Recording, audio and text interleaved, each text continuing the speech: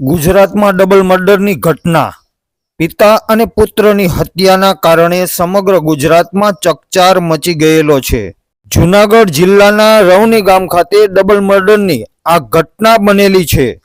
જે સમાચારની સમગ્ર વિગતની વાત કરીએ તો ગઈકાલે મોડી રાત્રે જીશાન સાંધ અને તેના પિતા રફીકભાઈ સાંધની હત્યા કરવામાં આવી છે.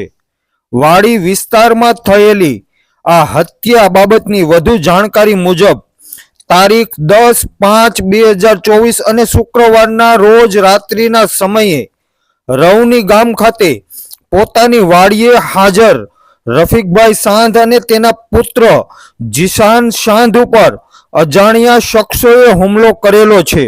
આડેધડ ગોળીઓનો વરસાદ વરસાવીને પિતા અને પુત્રને મોતને ઘાટ ઉતારવામાં આવેલા છે. હત્યાના આ બનાવની જાણ થતાની સાથે જૂનાગઢ જિલ્લા પોલીસ દોડી ગયેલી હતી. પિતા અને પુત્રની લાશને પીએમ માટે જૂનાગઢની સિવિલ હોસ્પિટલ ખાતે ખસેડવામાં આવેલા છે. હત્યા કોણે કરી છે, શા માટે કરવામાં આવી છે તે અંગે જૂનાગઢ જિલ્લા પોલીસ વધુ તપાસ હાથ ધરી રહેલી છે.